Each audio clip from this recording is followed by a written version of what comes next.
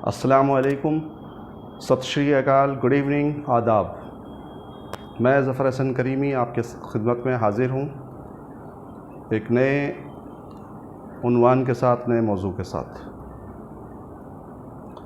जैसा कि मैंने पिछली वीडियो में वादा किया था कि मैं अगली वीडियो सनातन धर्म के बारे में बनाऊँगा, तो चलिए आज हम जानते हैं सनातन धर्म क्या है।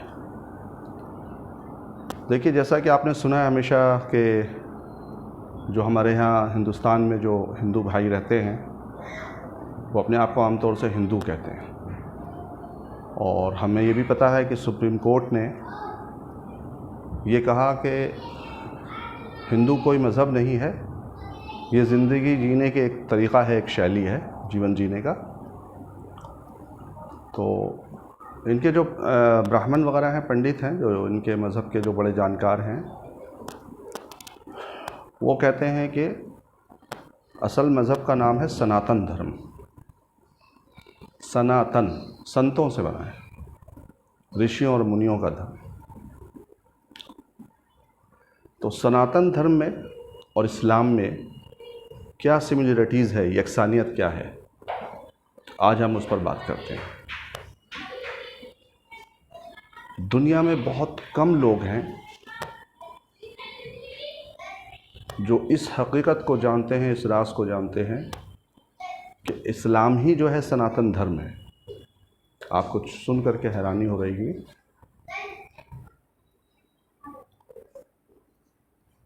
इस्लाम जो है वही सनातन धर्म है। अब ये कैसे है, मुझे प्रूफ करना पड़ेगा। तो देखिए, हिंदू मज़हब में जो किताबें हैं, आप पता है 4 वेद हैं, उपनिषद है और 18 पुराण है। पुराण, PURAAN, पुराण, नॉट कुरान, पुराण। 18 पुराण हैं।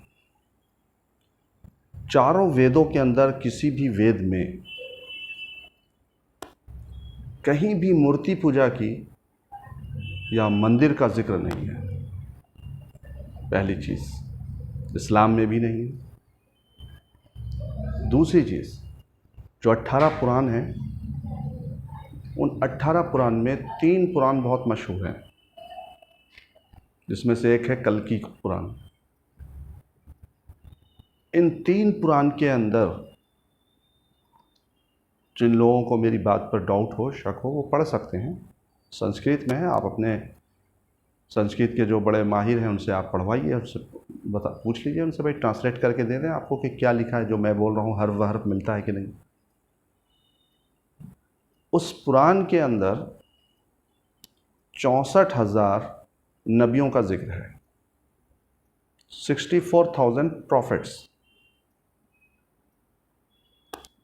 वो अल्फाज जो हैं मुनि के नाम से है, मुनि, पैगंबर के नाम से नहीं है, मुनि के नाम से है।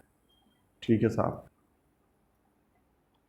इस पुराण के अंदर मोहम्मद अकरम सल्लल्लाहु अलैहि वसल्लम का नाम मौजूद है, मोहम्मदानी करके, और उनके बारे में बताया कि ये अमन वाली जगह पे, शांति वाले ग्राम में पैदा होंगे, और ऐसे समय में आएंगे, ये आखिरी दूत हैं, और ऐसे समय में आएंगे, आखिरी मुनि हैं ये, और ऐसे समझ में आएंगे कि जब दुनिया का 2 युग गुज़र चुका होगा और वो कलयुग होगा, और जहाँ आएंगे वहाँ पे बहुत अंधकार होगा, यानी कि हम जिसे जुल्मत के अंधेरे बोलते हैं, जैसा कि अरब में था। और वो जब आएंगे तो पूरी दुनिया के लिए शांति बना करके भेजे जाएंगे, पूरी दुनिया के लिए बन करके आएंगे। आपको पता ही है, मोहम्मद सल्लल्लाहु अलैहि वसल्लम के बारे में कहा जाता है रहमतुल लिल आलमीन, तमाम आलम के लिए रहमत बनाकर भेजे गए। आप सल्लल्लाहु अलैहि वसल्लम का नाम मोहम्मदानी है, मोहम्मद है, मोहम्मदानी उसमें संस्कृत भाषा में है। आप सल्लल्लाहु अलैहि वसल्लम का जिक्र बाइबल में है, तौरात में है, इंजील में है, इन सब किताबों में भी है। और हिंदू मज़हब की जो किताब है, जो सनातन धर्म की जो किताब है, उसमें भी मौजूद है, जिसमें से मैं 3 पुराण की बात बता रहा हूँ, जिसमें से एक का नाम मैंने कल्कि बताया। ये 3 पुराण बहुत मशहूर हैं असल में। हैं तो तकरीबन सभी में, लेकिन ये 3 कुरान बहुत मशहूर हैं। फिर बोला कि जब ये आएंगे कलयुग के समय में आएंगे, इनका ये नाम होगा, ऐसा समय होगा, और पूरी दुनिया के लिए शांति बनकर आएंगे, शांति का पैगाम लेकर के आएंगे, शांति दूत बनकर आएंगे। ठीक है, ये सारी चीज़ें आपको वहाँ से मिल रही है। किसी भी उपनिषद हो, पुराण हो, आपके चारों वेद हों, कहीं भी मंदिर का जिक्र है और बुत परस्ती, आइडल वर्शिप नहीं है। तो फिर ये आया कहाँ से? ये आया ब्राह्मणवाद में, ब्राह्मण काल में। आप मेसोपोटामिया का हिस्ट्री उठाइए, जब अर्बनाइजेशन हो रहा था मेसोपोटामिया का, तो वहाँ पर एक देवालय बनाया गया था। आप यूँ कह सकते हैं कि उस शहर की देख रेख के लिए एक आदमी तय हुए थे, जिसको हम चौकीदार कह लें, आप उसको सरपंच कह लें, कुछ कह लें। वो देवालय था और वहाँ कुछ चढ़ावा आता था। वहाँ मछली के दानों और गल्ले और जो है अनाज, इन सब के भी चीज़ों का वहाँ पे निशान मिले। वो देवालय था, मंदिर नहीं था। मंदिर शब्द कहीं भी इनके पुराण में नहीं है। ये ब्राह्मणवाद में, ब्राह्मण काल में ब्राह्मणों ने अपनी दुकान को चलाने के लिए असल जो मज़हब था, असल जो सनातन धर्म है, जो दरअसल वो इस्लाम ही है, उसको इन्होंने छुपाया और छुपा करके लोगों को, राजाओं से मंदिर बनवाए, उसमें तरह तरह के देवी देवता रख लिए, फिर वहाँ पूजा पाठ शुरू करी ताकि इनकी जो इनकम है चली शुरू हो जाए। और इस तरीके से भारत में और कुछ जगहों पर ये जो हमारा जो ये वो है बर सग़ीर है, इसमें आइडल वर्शिप यानी कि बुत परस्ती, बुतों की पूजा का शुरुआत हुई।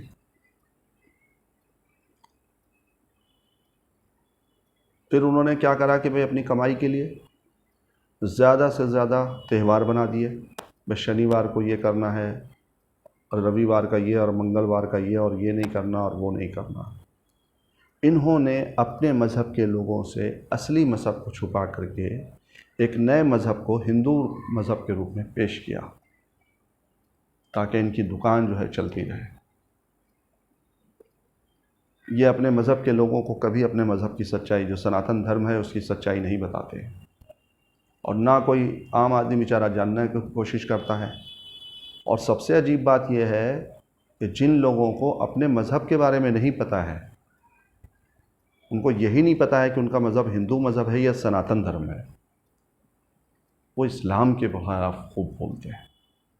तो वो इस्लाम के ख़िलाफ़ बोल नहीं रहे, वो सनातन धर्म के ख़िलाफ़ बोल रहे हैं, क्योंकि सनातन धर्म और इस्लाम तो सेम ही है।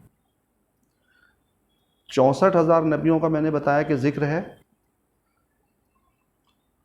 25 नबियों के नाम हैं, मुनियों के नाम हैं उन पुराण के अंदर, 3 पुराण के अंदर।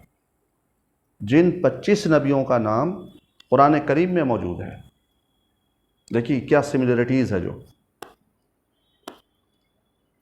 ईसा अलैहिस्सलाम, मूसा अलैहिस्सलाम, आदम अलैहिस्सलाम और नूह अलैहिस्सलाम, जितने भी नबियों का ज़िक्र कुरान करीम में मौजूद है, उतने ही मुनियों का, ऋषियों का नाम उसमें पुराण के अंदर मौजूद है। तो पुराण बता रहा है कि एक ऐसे टाइम में एक आएंगे जिनका नाम मोहम्मद आनी होगा। कुरान के अंदर उन 25 नामों के, उन नबियों के नाम हैं जो कुरान में मौजूद हैं। कुरान के अंदर 64,000 नबियों का जिक्र है कि ईश्वर ने, अल्लाह ने 64,000 नबी, जिसे ये मुनि कहते हैं संस्कृत में, इनको भेजा है दुनिया में। हम जिस हदीस को मानते हैं, जिस हदीस से हमने लिया है, वो थोड़ी ज़ईफ़ है कि कमोबेश 1,24,000 नबी, अंबिया इकराम दुनिया में माबूस हुए, अल्लाह ने भेजा है। क्यों भेजा है? ताकि दुनिया के इंसानों को बताया जा सके कि तुम्हारा रब कौन है। इंसान नासमझ है, उसको नहीं पता कि मैं किसकी मुझे इबादत करनी है, उसको पता ही नहीं ना उसका रब कौन है। तो बताने के लिए, मार्फत देने के लिए, इंट्रोडक्शन देने के लिए कि आप किसके बंदे हैं और आपकी किसकी इबादत करनी है, उसके लिए मुनियों को और नबियों को, प्रॉफिट को दुनिया में अल्लाह ने भेजा। तो 64,000 नबियों का तो जिक्र है, हम लोग 1,24,000 बोलते हैं। ज़ईफ़ हदीस है, कमोबेश इसलिए बोलते हैं ना, कमोबेश 1,24,000, ठीक है। तो असल में जो सनातन धर्म है वही इस्लाम है। इसीलिए कुछ आपको हिंदुस्तान में जो ऋषि मुनि जो हैं, सरस्वती वगैरह जो मिलते हैं, आचार्य वगैरह जो हैं, वो ये कहते हैं कि जिसने सनातन धर्म को मान लिया उसने इस्लाम को माना। तो सनातन धर्म के अंदर भी ला इलाहा इल्लल्लाह है। आप चाहेंगे तो उठा करके देख सकते हैं कि ला इलाहा इल्लल्लाह पढ़ ले और उसकी इबादत कर ले जिसे तूने पैदा किया है, और मोहम्मद रसूलुल्लाह मान ले जो आने वाले वो हैं, मुनि हैं, तो तेरा जो है जो मरने के बाद तुझे बेहतरीन उसका इनाम मिल जाएगा, और जो तेरा रब है, तेरा ईश्वर है, तुझसे राज़ी हो जाएगा। ला इलाहा इल्लल्लाह पढ़ ले। अब दुनिया में, हिंदुस्तान में हो क्या रहा, सनातन धर्म कहते हैं कि हम सनातनी हैं, लेकिन दरअसल वो सनातन धर्म को फॉलो ही नहीं करते, वो जानते ही नहीं हैं, सिर्फ कहने के लिए हैं कि हम सनातनी हैं। तो मेरी उनसे गुजारिश है कि अगर मेरी बात गलत है, आप उठा करके पढ़िए, पढ़ करके देखिए और जानिए, फिर आपको पता लगेगा। तो फिर आप इस्लाम के ऊपर उंगली नहीं उठाएंगे कभी, और मुसलमानों से शिकायत नहीं करेंगे, और मुसलमानों को विध्वंसी नहीं कहेंगे। आपको पता लग जाएगा कि अरे ये मुसलमान उसी मज़हब को मानते हैं जिस मज़हब पे हमारे 4,000 साल पहले हमारे जो मज़हब चला आ रहा था। भाई आदम अलैहिस्सलाम से लेके मोहम्मद, प्रॉफिट मोहम्मद साहब तक मान लीजिए कि 64,000 ही नबी आए हैं। तो वो आपकी किताबों में भी लिखा है, हम भी वही बात कह रहे हैं, हमारी किताबों में भी लिखा है कि हम और आप और दुनिया में जितने भी इंसान हैं, जिस रंग का भी है, सबका डिज़ाइन एक है। उसका पैदा करने वाला अल्लाह है, जो सर्वशक्तिमान है, जिसको आप संस्कृत में ईश्वर कह लें, हम अरबी में अल्लाह कहते हैं, कुछ लोग इसे खुदा कहते हैं। और औलाद जो है सब आदम की और हवा की हैं। इसीलिए मेरा ब्लड ग्रुप जो है किसी भी हिंदू, किसी भी सिख, किसी भी क्रिश्चियंस, किसी भी यहूदी के ब्लड ग्रुप से मिल सकता है, क्योंकि हम हैं तो एक ही उसी की औलाद, सब औलाद आदम और हवा की, और बंदे अल्लाह के। तमाम दुनिया का बनाने वाला, कायनात का, यूनिवर्स का पैदा करने वाला, बनाने वाला, सृष्टि की रचना करने वाला, वो सर्वशक्तिमान एक है, वो ईश्वर है, उसी को हम अल्लाह कहते हैं। और उसी ने हम सबको पैदा किया है, दुनिया में भेजा है, और हमें फिर उसी की तरफ एक दिन लौट करके जाना है। ये तमाम बातें मैं इस्लाम से नहीं कह रहा हूँ, मैं सनातन धर्म से कह रहा हूँ। तो आप अपने धर्म को जानिए। हमने जिन नबियों के नाम बताए हैं, आप उसमें ढूंढिए, और फिर आप कुरान में उठाइए, हिंदी की कुरान लीजिए और आपको मिला लीजिए, आपको मिल जाएंगे सारे नाम। तो हमारे जो उलमाए कराम हैं वो तो संस्कृत नहीं जानते हैं, ना हमारे प्रॉफिट संस्कृत जानते थे, ना अरब में संस्कृत चलती थी कि साहब उन्होंने वहाँ से कॉपी कर ली होगी, जी नहीं। कुरान जैसी किताब तो दुनिया में दूसरी कोई लिख नहीं सकता। तो आपकी मज़हबी किताबें तो ये हैं, कुरान, चारों वेद और उपनिषद। आप महाभारत और रामायण को जो आप अगर आप लाते हैं, तो महाभारत में भाई भाइयों की जो लड़ाई थी, बंटवारे की जो लड़ाई थी, वहाँ पर है, उसमें कुछ रूल्स रेगुलेशंस हैं। और रामायण के अंदर श्री राम जी के चरित्र के बारे में बताया गया है। इसमें ये बताने की कोशिश की गई है कि एक इंसान को, एक नेक इंसान और एक अच्छे इंसान को, एक ईश्वर पर आस्था रखने वाले और अपने माँ बाप की कदर करने वाला इंसान कैसा होना चाहिए। तो वो श्री राम जी की जो बायोग्राफी है, उनकी जो है, उनके जो रामचरितमानस और या वाल्मीकि की जो है रामायण, उसके अंदर उसका ज़िक्र है, पर ये मज़हबी किताबें नहीं कहलाएंगी, क्योंकि इसमें राम जी की चरित्र के बारे में बताया गया है। जैसे किसी हम सहाबा के बारे में या हम किसी बुज़ुर्ग वली के बारे में हम उनकी ऑटोबायोग्राफी लिखते हैं या उन्होंने लिखी या हमने लिख दी है, तो हम उसे दीन की, मज़हब की किताब नहीं मानेंगे, ये उनकी जीवनी है उनकी। तो मेरी आपसे गुजारिश है, देखिए भारत में हिंदू और मुसलमान हज़ारों साल से नहीं, बहुत सालों से, 1400-1500 साल से साथ मिल कर के रहते आए हैं, और आप और हम अलग नहीं हैं।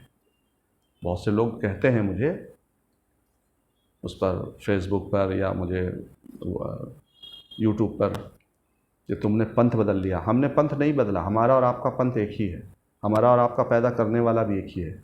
हमारी और आपकी किताब जो है मज़हबी किताब है, वो भी सेम है। आप कुरान उठा लें, आप कुरान पढ़ लें, आपको बहुत सारी सिमिलरिटीज़ मिल जाएंगी। बताया है कि आने वाले टाइम में ये होगा और आपको उनको मानना है, ये कहा गया है उस किताब में। आप नहीं मानते वो अलग बात है, और ना मैं आपसे मानने के लिए कह रहा हूँ, लेकिन मैं ये कह रहा हूँ सिर्फ आपसे कि आप उन किताबों को पढ़ें और जानें। तो ये जो नफ़रत का बाज़ार है ना हिंदुस्तान में, जो ये लोग जो पॉलिटिशियंस हैं, ये जो आपको और हमें लड़वा करके, मरवा करके और कटवा करके जो राज कर रहे हैं ना, तो ये राज नहीं कर पाएंगे। फिर इनको काम करना होगा। मैं इनके अगेंस्ट भी नहीं हूँ, मुसलमान किसी के भी अगेंस्ट में नहीं है, ना मोदी जी के अगेंस्ट में है, ना किसी पार्टी के अगेंस्ट में है। हमारा काम है और आपका काम ये है, एक नागरिक होने के नाते, कि हम इस मुल्क के सभी लोगों को रोटी, कपड़ा और मकान हम मिल सके, हम उसके लिए आवाज़ उठा सकें। हज़ारों लोग, लाखों लोग बेचारे फुटपाथ पर सोते हैं, बिना छत के हैं। क्या हमारा और आपका दिल इस बात को गवाही देता है कि हम आराम से अपने घर में सोएं? फिर हमारी क्या, हमारे मज़हब में इंसानियत, और हम कैसे इंसान हैं? हम जानवरों के काटने पर खूब उछलते हैं, हम इंसानों की तकलीफ़ को नहीं देखते हैं। इंसान को सबसे ज़्यादा ऊपर बनाया है ईश्वर ने, अल्लाह ने। इंसान के बाद तमाम चीज़ें हैं, नीचे हैं, और ये तमाम चीज़ें इंसान के फ़ायदे के लिए बनाई है। गाय और भैंस बनाई है ताकि आप उसका दूध पिएं, उससे घी हासिल करें, और गाय का भी ज़िक्र है आपकी किताब के अंदर, और मांस के बारे में भी ज़िक्र है, आप उठा करके किताब पढ़िए। तो ये जो बवाल मचा रखा है देश में, तो ये आप बेवकूफ़ बन रहे हैं और हम भी बन रहे हैं। तो दो के बीच में लड़ाई हो रही है, तीसरा फ़ायदा उठा रहा है। हम उनके अगेंस्ट में नहीं हैं, आप भी उनके अगेंस्ट में नहीं है, लेकिन हम चाहते हैं कि देश तरक्की करे, देश के अंदर से गरीबी मिटे, अशिक्षा मिटे, लोगों को रोज़गार मिले। और आप अपने ब्राह्मण से सवाल कीजिए कि जब कोई हिंदू मर जाता है तो उसके कान में वो क्या पढ़ते हैं? वो ला इलाहा इल्लल्लाह ही पढ़ते हैं।